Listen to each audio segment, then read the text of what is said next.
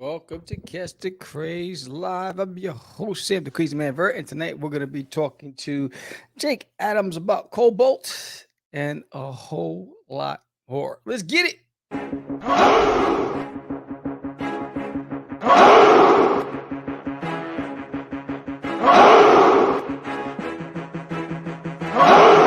We are the only show for independents all around, giving you a platform to spread your word all over town. Catch the Craze is the place to promote to your fans with the dream of Medina and Sam the Crazy Man. Subscribe to our show and never miss an episode. It's time to get your mans, listen to us on the go. Updated every week, we never miss a day. Join the squad, come on in. It's time to catch the Craze. If you are an independent, catch the Craze. Making moves on your own, catch the Craze. On your grind in the streets, catch the Craze. Join the movement, catch the Craze.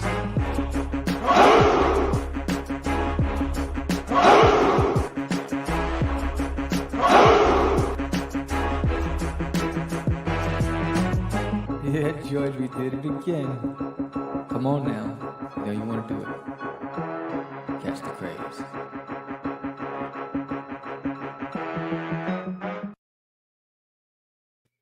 Welcome to Catch the Craze Podcast. I'm your host with the most, Sam the Crazy Man Vera. And I don't know what happened to George, but I'm here right now, Dolo. So tonight we're going to have another indie guest, Jake Adams, Tail End Studios. He has a comic book, Cobalt, on Indiegogo right now.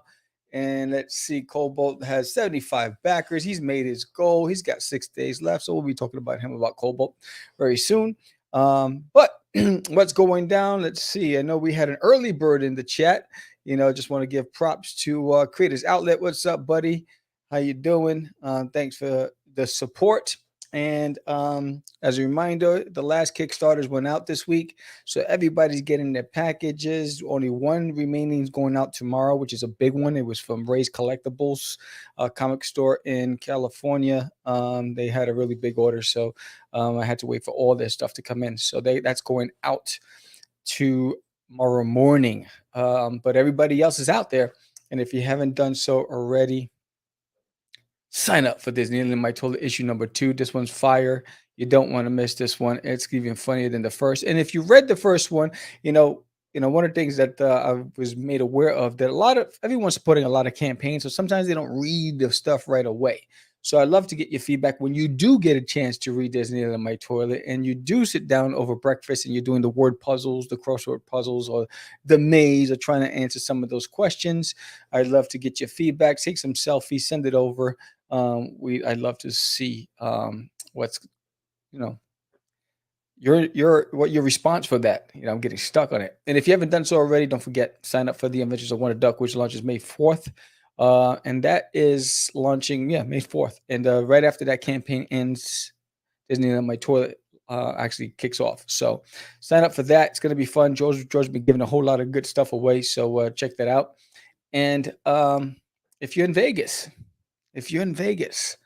come and meet me at the Licensing Expo 2002. I'll be at booth D104. I'll be there with my boy Johnny Syfax.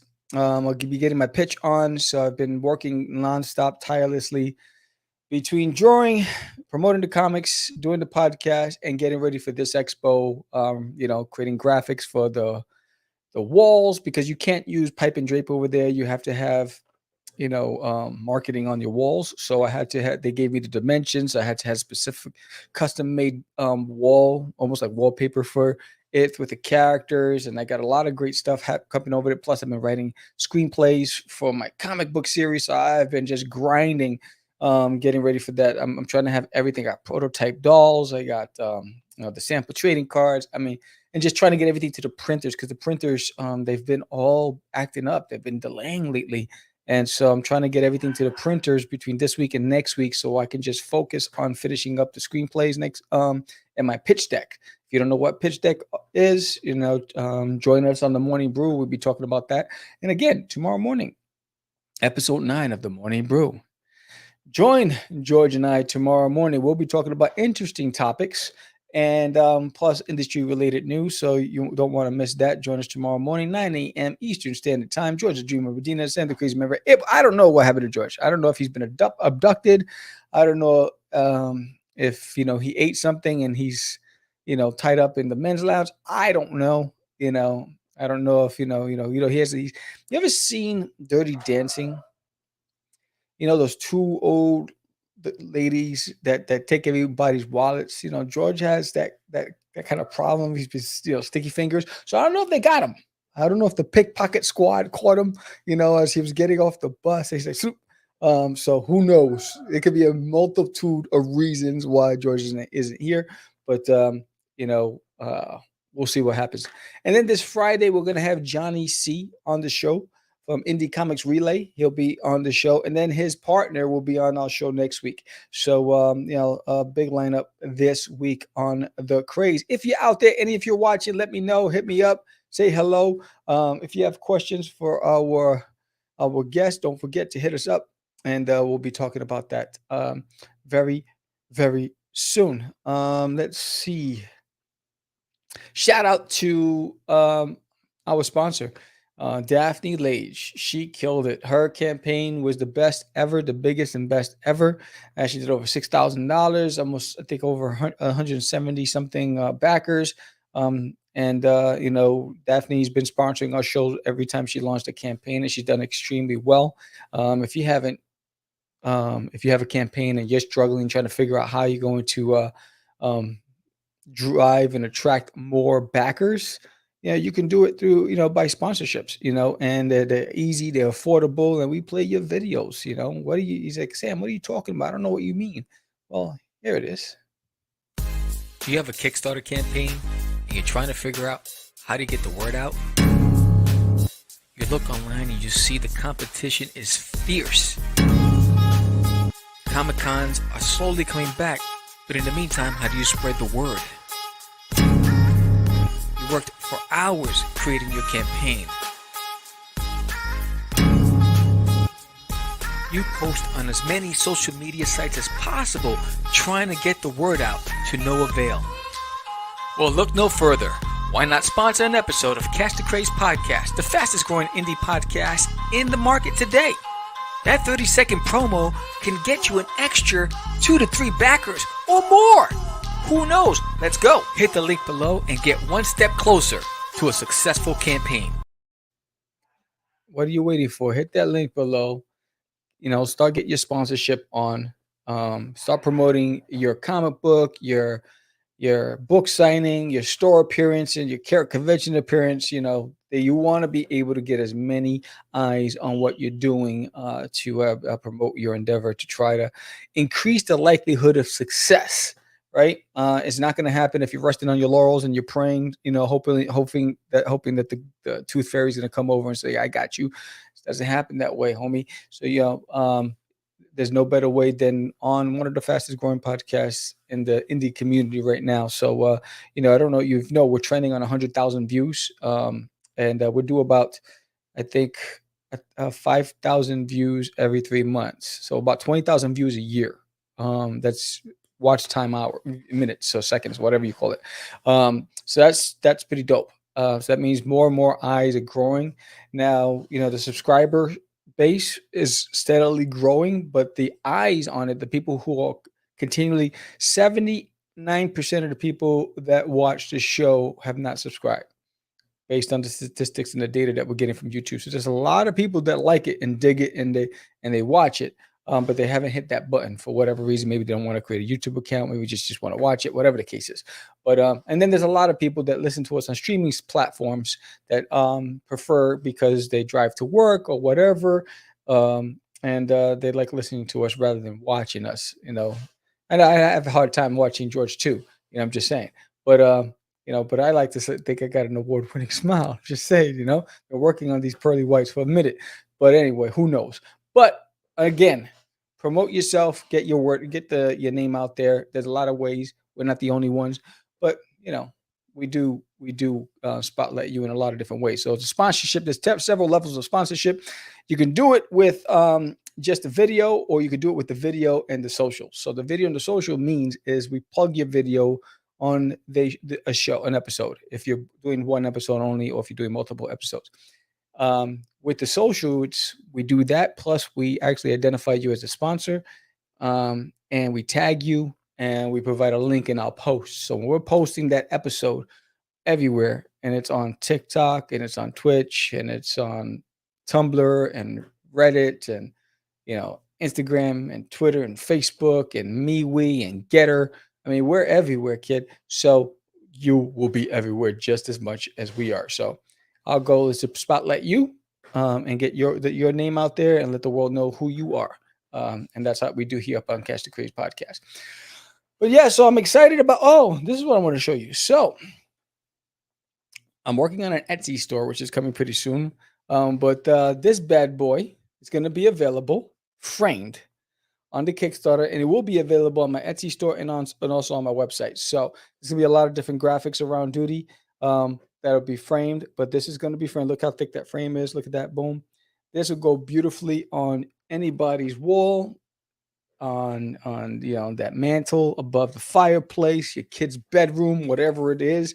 This bad boy, if you're a duty fan, if you're a cartoon fan, you're gonna want this piece. This is an iconic piece. You can adorn this on any wall, and it's gonna be available on the Kickstarter, which launches May 31st.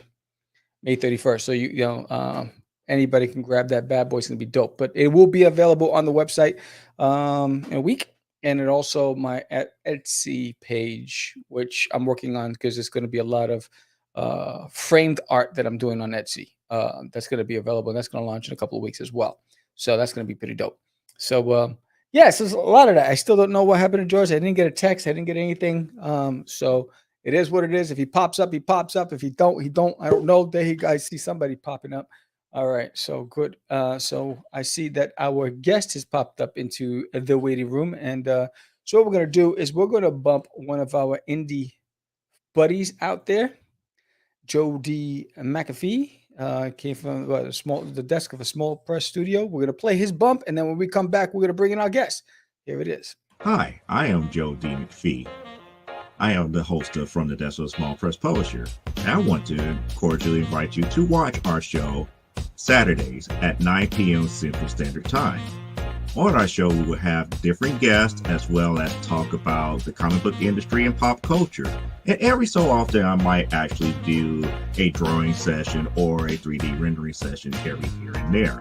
So once again, I want to invite you to watch From the Desk of a Small Press Publisher right here on the broadcast channel that you're looking at, whether it be Facebook, YouTube, or Twitch. Hope to see you there, and make certain that you catch From the Desk of a Small Press Publisher at 9 p.m. Central Standard Time. Thanks. There you go. All right. Welcome. How's it going? Big bruh. So what's up, buddy? Love the backdrop. Love that Superman backdrop. Looks dope. I got that at an estate sale not too long ago. So Nice. I on weekends I usually go with my father, and they actually had this back there in the house for like $20. And I was like, that's a steal. Yeah, exactly. It's double-sided, so we got Superman from the animated series here, but we got Batman from the animated series on the other side. So I can flip it depending on how I'm feeling at the time. There you go. There you go. Right. So welcome to Catch the Craze podcast. And before we start talking about Cobalt and everything, again, congratulations on achieving your goal. Let's talk about you.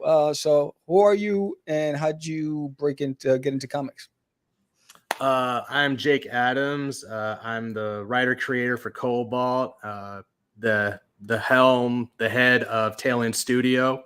And I got into comic books my junior year of high school. Of course, I watched all the animated shows when I was growing up, Spider-Man, X-Men, Batman, yada, yada, yada, and TMNT, of course. But I didn't actually get into comics until my junior year of high school, because that's around the time that the show Smallville was on the CW. And my friends were all telling me, dude, that show's shit. You need to get into the comics. Here's some comics. So they handed me some. And I immediately just fell in love with the stories and the characters and that more than I did the show.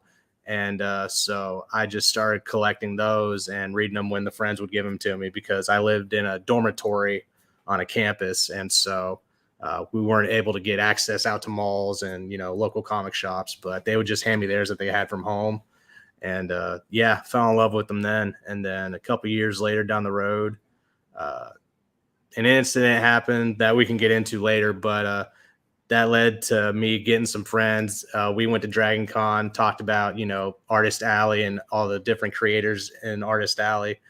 And they were like, do you have an idea for a hero? And I was like, I do. So I gave him like the muddied down version that I had at the beginning. And that was my first time creating a 7-page origin story, which was for the character Cobalt. And I fell in love with the collaboration, the writing, being able to use your imagination, and just, fell in love with it. And I want to continue doing it. Outstanding. So what was it about comics that piqued your interest?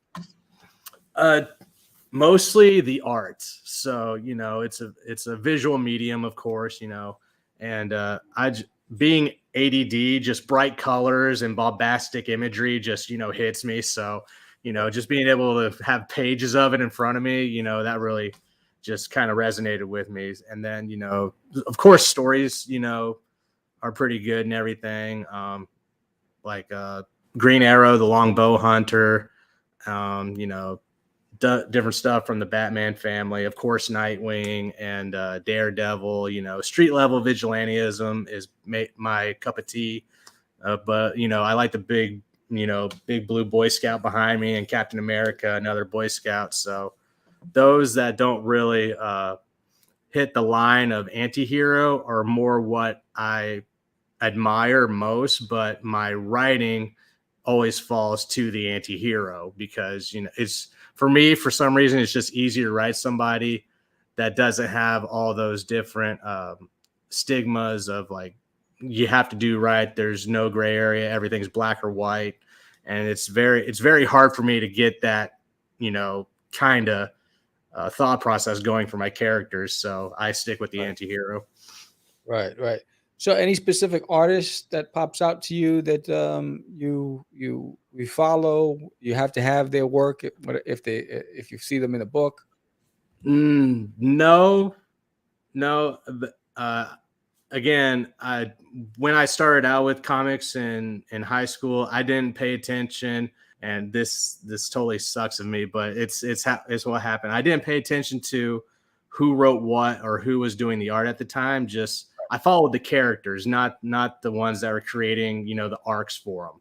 Right. But nowadays, I like Max Bertolini. I like realistic painterly arts. So something like Max Bertolini, who's done stuff for Heavy Metal Magazine and Dark Horse Comics, and then Patrice Reynolds, who's done stuff for Dark Horse and others too. That like kind of realistic art style that's kind of gritty at the same time. The fine line art with the bombastic colors are fine and everything, but I've started enjoying like rougher edges and stuff like that. Stuff that's not so fine lined, has maybe a line's like arced off a little, different, just to give it a little bit more edgy or grittier look. I've really like enjoyed that kind of style now. Right. So talk about your upbringing. Like, what were you into growing up? What were some of the things that you did as a kid? As a kid, I grew up outside. Outside was the thing for us, because we were still part of that generation where the parents were like, "No, get out. I need alone time." So, so my little brother and I, we played outside a lot. We ran with our imaginations. Branches would be guns or swords and stuff like that, and we just play out the shows that we used to watch. Sometimes we'd be X-Men, other times we'd be Beetleborgs, Power Rangers, just shit like that, and just running wild and whatnot. And then, as you get older, you get into, hurting each other a little more. So we got paintball guns and BB guns and stuff like that, and mopeds. And we would like do like Mad Max scenes in the backyard with our go-karts and paintballs and try and knock each other off. And, just stupid shit as kids do. Right. So you talked about your using your imagination to create activities. Yeah. How do you apply that to what you do today? Today is more of write what you know at the moment. That's what Cobalt that's the fruition of Cobalt. So back in 2013, I had an accident where I became an amputee, and so I lost 4 fingers on the left hand. Wow. And so when I became an amputee, I befriended a bunch of people in what they call the limb different community. And, there were a bunch of nerds, and, I got to nerd out with them. And that's how we came up with the idea to create an anthology for kids who are growing up with residual limb differences. And we created this anthology called Super Abled Comics. So it was aimed at kids growing up with limb differences for characters that they could relate to and kind of, feel more that they could associate with, because apparently kids love being able to do that.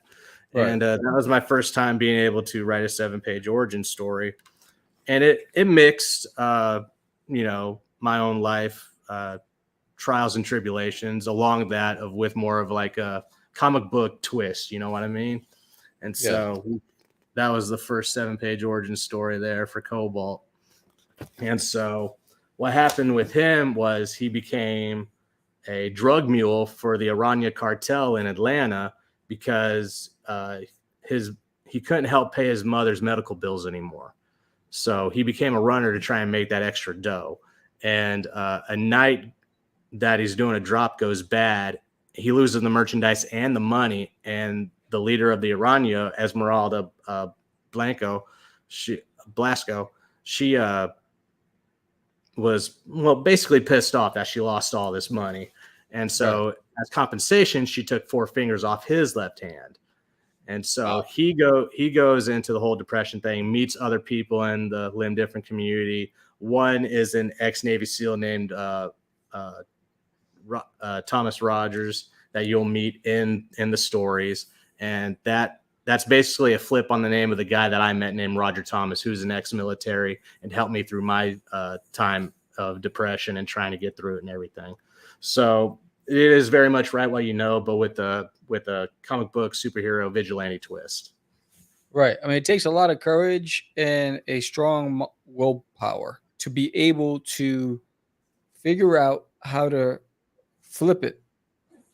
Because your whole life you know your form, and then it's altered, and then I can't imagine what that does to your psyche. How did you pull through? And then what was it about comics that you felt that was going to be your outlet?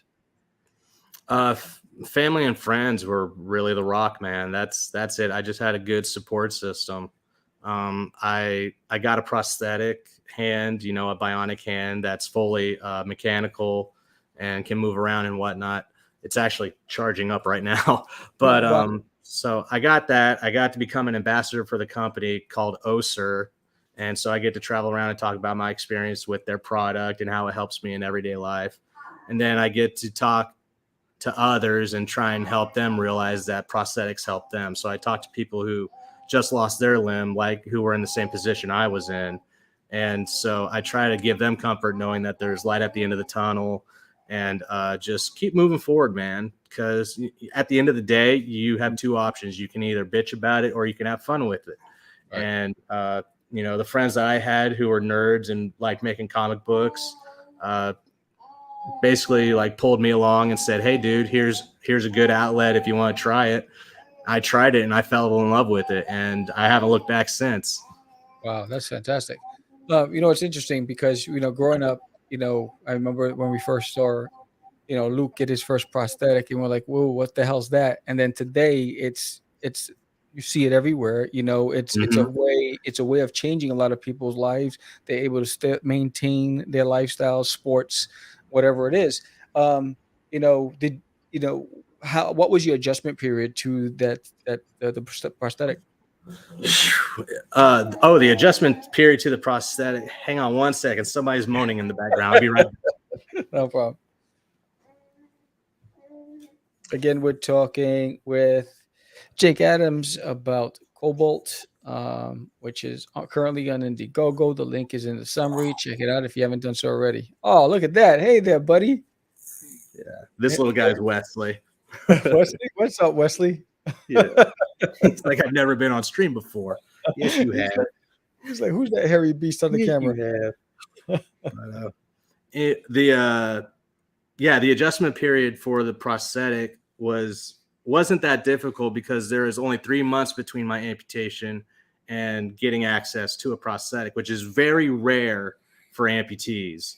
Right. And so my prosthetist and the company Oster, they were blessing, falling from the heavens. So it very much helped me with my adjusting to being an amputee. But I mean, there was still, that 7 stages of grief they had to go through, but that's all for your own mentality and trying to, work through the trenches. But, as I said, I had a good support system. My girlfriend was with me through it, through thick and thin. Of course, my brother was there, my parents, my friends. So it's just, everybody's time frame is different when it comes to something like that. It's loss.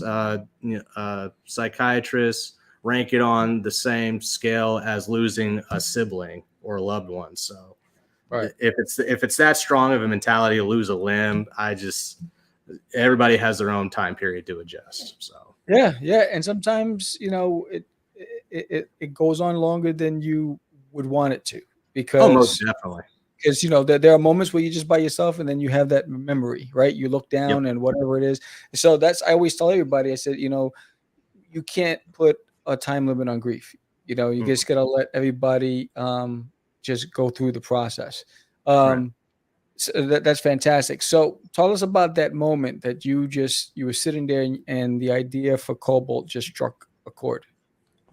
I always I always enjoyed writing short stories and whatnot.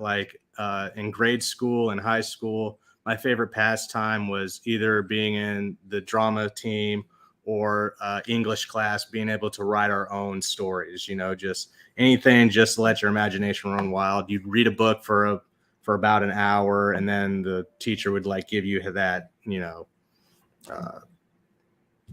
that little thing of where you have to, write a story afterwards and whatnot. And so I just went, balls to the walls with it and mixing stuff up and whatnot. And it was always fun to me. I never had a problem doing it. It's just, when you get out of school, other stuff like real life starts taking place and you don't really have time for it anymore. Yeah. But so I always had ideas of how I would do certain TV show episodes differently, like how many times I wanted to adjust Smallville while I was watching it, or how many times I wanted to adjust, Breaking Bad or other things. Everybody bitches about the last 2 seasons of Game of Thrones and what they would have done differently. So I was always in that boat too, but I never had an outlet to do it. And when I was approached by my buddies to make the anthology my first story, I went straight for it, man. And when I created it, I know it's exciting to make a book. And so when I created that, I handed it to Travis Rivas, who was the editor for it and, the head of the anthology. And he was like, dude, this is enough information for a full issue. You need to break it down to 7 pages. And I was like, but I want to tell all this stuff. And he was like, break it down, man. So he was like, just get to the meat of it, the meat and bones. I was like, well, all right. So this is what happens. This is how it happens. This is the beginning. And just started moving the different pieces of the puzzle around to make it 7 pages. And I fell in love with the man. It was nerve-wracking, but it was fun at the same time. Right. So when you created the character, did you see him in the current look that you had for him, or how did that evolve? No. So this character design right here was the aftermath of a little sketch I had a friend do for me. I can't draw for shit, so I had my friend's wife draw up the first character concept for Jesse Jensen / Cobalt. And I gave her the details of I want him to use tonfas, which are the billy clubs that police use that have the extra extended arm on the side, not just a full little baseball bat. but it has that little arcing piece on the side to make it like an L. And so I was like, I want to use 2 tonfas. I want them to have an elevation mask, kind of, like that Scorpion Sub-Zero looking mask. Right. And I wanted to have Josh Brolin hair from Deadpool 2. So short on the sides, a little bit wavy on top. And I want him to be in like a tank top shirt, fully white with black stripes on the side. And then just, a regular utility belt, I guess is what you would call it. And then just black military pants and military boots. He was going to be very much street level, very raw, nothing too fancy. And when she gave it to me and I saw it, I looked at it and I was like, she put him in the tank top, but with like a hoodie. And as soon as she handed it to me, I was like, that looks a lot like Jason Todd. And so I was like, all right, that's cool. I love it, but it just needs something more. So I gave it to another friend of mine who is an artist and is limb dipper also. His name's Ryan Rosenau. You can find him on Instagram, and he's a great artist. And he made that character concept for me. And I gave him the same outlines that I gave Gwen. And immediately he was like, hey, man, do you want the tonfas and stuff to look futuristic and everything? And I was like, yeah, I do. I want to put them in a cyberpunk, neo-noir type Atlanta. And I was like, I don't want it too heavy-handed of cyberpunk, but I want it to be like, breadcrumbs, a trail of to what this futuristic lifestyle could be for Atlanta and, company ensuing. And so he drew that up for me, and I fell in love with it. I was like, that is Cobalt. And seeing that just, again, lit the fire again to, make more content and everything. And yeah, man, when you see your actual character come to fruition and you see those lines and colors, and you just fall in love with it. I loved it. It was awesome. So the concept artist, was he the same as the interior artist? No. My concept artist hasn't really done anything because his new job has kind of like taken the forefront. But my interior artist for Cobalt Atlantis Thrashing and Cobalt Death Stalks Us, his name is Erwin Arosa, and he lives in the Philippines. All right, you calm down. And so he lives in the Philippines. So we've been doing everything over Facebook Messenger and Google Drive. And his art style is that gritty stuff that I wanted, because the 7-page origin story was very much fine lines with bright colors, like anything mainstream would be, like Marvel or DC. And I enjoyed it. Jacob Newell was a great artist. He did great for my first 7-page origin story. But after that, I was like, I want to go more adult themed with it, make it a little darker and grittier. And so I put the ad out on Facebook groups of different comic book Facebook groups. And everybody was submitting their artwork, and I was just like, this is all good, but it's just not resonating with me. It's not hitting me in the feels like, like I wanted to. And so I was about to pull all the ads from the different groups. And then Erwin just slams down some art right there, right before I pull out. And I fell in love with him, man. His art is so beautiful. In Atlantis Thrashing, he does this splash page where Cobalt's looking over a corner where the Thrasher gang hangs out at a place called Engage. And the neon above the gritty, dark elements of the corner of Atlanta was so awesome. People loved it. They were like, you need to make that a poster or a metal print. So this time around, we made it a poster print that people could get on the campaign for for Death Stalks Us. So walk us through the first your script writing. Where did you learn how to? Do you use the DC format, the Marvel format? Are you loose with your writing? Do you write it where you have, page 1, 4 panels, panel 1, where you provide all the details? What's your style like? Very much written like a screenplay. So yeah, I make it page 1, panel 1 with caps or Jesse's caps or Esmeralda, who's saying what, how the setting's supposed to look, and just doing that for panel by panel. And I like doing that, but sometimes I want to write it out to I guess the Marvel style where you just write a page out of what you want to see and then let the artist take over and put what needs to be in what panel. Right. But very much wrote it like a screenplay for, you know, no more than, you know, 7 panels per page, and, you know, trying to make it to where the art speaks more than the actual characters. And so it's fun. It can be tedious, but it's fun as hell, man. I love it.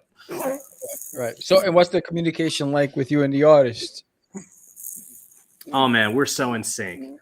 So I gave him the script for Atlantis Thrashing, and the only note that I gave was when he's Cobalt, it's dark and gritty as hell. There's no sign of hope, no white light, nothing. But on the flip, when he's with his family and his friends and his little brother Isaac, very much flipped that contrast. I want it to be bright. I want it to be warm, inviting. I want them to know that this should be the path that he takes, but the path of vigilantism is the one that calls to him, that draws him. And Cobalt is very much just as much a character, the name, as it is the person who dons the suit, because Cobalt is an element within the lithium ion battery that helps power prosthetics. And so Cobalt, without another element hitting it and making that chemical reaction, it doesn't turn blue. It's a very much brushed chrome look, or dark gray. And then if you add another chemical compound to it, only then does it become blue. So you get that from his suit. You get the kind of like chrome plated, you know, stormtrooper mesh plates that are all like white, kind of chromium bright. And then you get the little bit of blue in there. And then you get just from the waist down, nothing but dark gray. So, and Cobalt, the element, it's also very poisonous to the touch. So that falls in line with how poisonous the life of being a vigilante is, because you lose all the friends and family on this journey. There's no the idea behind a superhero or an anti-hero or a vigilante is for a vigilante and an anti-hero is you never actually win. You just keep going forward because you have no other option. Right. And that's very much in line with what's going on with Jesse and what's basically going to happen to him too. Outstanding. So I'm going to pull up your campaign. So tell us, again, congratulations. You know, you were funded. 75 backers. This is your second campaign. So why did you choose Indiegogo over Kickstarter? We did Kickstarter, the group did, with the anthology for Super Abled, but when I started like looking at other indie creators and whatnot, the ones that I spoke to first, they were all like, dude, do Indiegogo first because they don't take as big of a chunk. It's easier to use and stuff like this. So I was like, all right, I'll give Indiegogo a try. This is my first time actually launching a campaign, not just, you know, not just adding my story to somebody else's, you know, anthology. Right. And I was a part of it, but I wasn't running it. So either way, it was going to be my first time learning how to maneuver through, you know, setting up your own campaign. But I chose Indiegogo, and I mean, it's done well. So there's no reason to really look elsewhere. Absolutely. All right. So tell us about what tiers you have and what people will get from back in Cobalt. Okay, so the first tier there is the featured tier. It's in case you missed it, it's both the physical copies of the first issue, Atlantis Thrashing, and the second issue, Death Stalks Us. And of course, you get 2 sweet little chibi stickers of Cobalt. Nice. The next one is Digital Fragment 2.0. Of course, that's the digital PDF file for Death Stalks Us at $15. And then there's the In Case You Missed It digital tier where you can get both the Atlanta Thrashing and Death Stalks Us PDF at $25. Nice. Physical Fight speaks for itself. It's the physical copy of Death Stalks Us along with 2 chibi stickers at $25. Be Vigilant. You get the physical, you get the chibis, but you also get this sweet 16 by 20 poster art of that splash page that everybody fell in love with in Atlantis Thrashing. So it's pretty big. Nice. Well, yeah, sweet. You can see that art at the bottom of the campaign page too later when we scroll down and stuff. But next up, it's going to be Take My Hand, no pun, but Take My Hand at $100. So in this one, you get the physical copy. Pardon me, the chibi. You calm down. The chibi. He's just excited that I'm reading off the tiers. There you go. But within this issue of Cobalt, for $75, because the book's $25, for $75, you can get a full page ad space for whatever you want to promote. Hopefully, comic book that you're making and going to be launching soon, but anything really. Right. And then the next $100 tier, that's the highest tier on this whole thing, is $100. The last one is the name's Cobalt, and this is the sweetest deal you can get. You get the comic book, Death Stalks Us. You get the chibi sticker, the 16x20 poster art, and then you get this 12x18 metal print by Adam Miller of Cobalt. Sweet. And a new character named Oren in the middle of Atlanta and in the area that's now known as Hell's Playground. Nice. Nice. Nice. Now, is your interior artist also coloring it as well? Yeah, he does everything. Yeah, and it's all digital. He's insanely good. Yeah, sweet.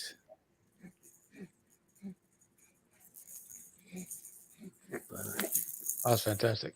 Yeah, the artwork is beautiful. Yeah, that piece there is the Adam Miller metal print that you can get at the $100 tier.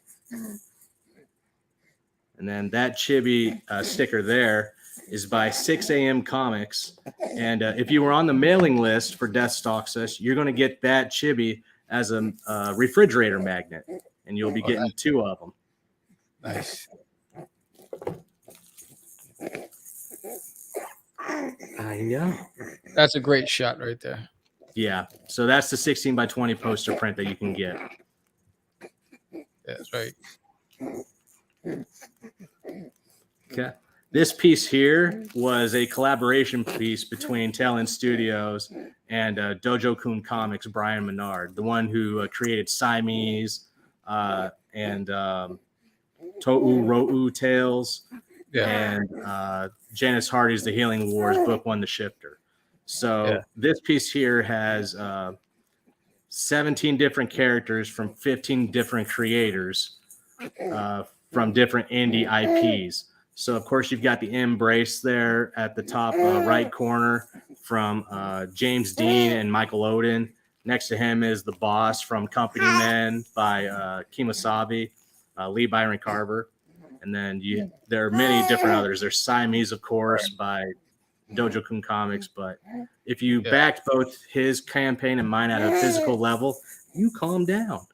At a physical level, you would get this poster print along with your backing. Nice. So this is where I give you the screen and you give the elevator pitch and let everybody know why Cobalt and where they can find you. So it's all yours. Sure. So for anybody that enjoys street level vigilantes, anything like Daredevil, Green Arrow, Moon Knight, Hawkeye, the Bat Family, of course, and any of those kinds of characters, then this is definitely going to be a book for you. It just takes a little twist on it and making it more cyberpunk and neo-noir with the coloring and the setting for Atlanta. But it also is going to entail not only the technology, but superpowered beings also, and seeing how the technology is able to be used against them, and if we can actually take down super beings. And so if you like, cyberpunk has such a large spectrum, anywhere from Alita Battle Angel all the way down to the Super Mario movie, but it lies right in there with Blade Runner. So that's about the kind of style you're going to be seeing for a Cobalt. If you want to see the upcoming of a new vigilante who's got to learn how to not only be the hero for Atlanta, but also be the sole guardian and provider for his 12-year-old brother Isaac, and how to balance out that lifestyle. This is definitely going to be something that you're interested in. Outstanding. And where can people find you? People can find me on Instagram or Twitter at these two tags here, Bionic Bruh or Tail End Studio. Outstanding. Thank you, brother, for being on the show. Much success to you. I mean, you're killing it anyway. So if you're out there right now, the link is in the summary. Go hit it up. And just creators outlet said Cobalt is amazing. And RVANI said, what's up, everybody? So thank you again for being on the show. And we look forward to hear from you in the future. Appreciate it, man. Thanks for having me. You got it. Good luck to what you're doing. Thanks, man. And that was another episode of Catch the Craze, and that was our guest, Jake, and that was Cobalt. A fascinating story. Not only the comic book, but his story is amazing as well. So go check it out. The link is in the summary. Again, another indie creator that is doing it right. Top-notch quality, great production value, all amazing. So with that said, don't forget the Adventures of Wonderduck. If you haven't signed up already, go and hit the link in the summary. Launches May 4th, the day after George Medina's birthday. So go ahead and sign up for that. And don't forget that the Daily in My Toilet launches May 31st. All the packages for the first Kickstarter already went out. So a lot of you have been receiving it. And so sign up for number 2 that launches May 31st when I get back from Licensing Expo in Las Vegas. So with that said, I'm Sam the Crazy Man Vera. This was another episode of Catch the Craze. Thank you all. If you are watching and you haven't done so already, because there's 79% of you that watch but don't subscribe, please do. Please subscribe today to the show. When we grow, everybody grows, and more eyes on the show, that means more eyes on our indie creators. So with that said, have a blessed evening, everybody. I'm Sam the Crazy Maravera, and It's just easy. It's not. Crazy. Acquiesce. No, it's talking about my friend Acquiesce. Say my name, right? This is what you were thinking? Oh, He described me. He said, I'm the What? Catch the Craze. You're listening to Catch the Craze. You're listening to Catch the Craze. To Catch the Craze. You are listening to Catch the Craze. On Catch the Craze. You're listening to Catch the Craze. Candy girl.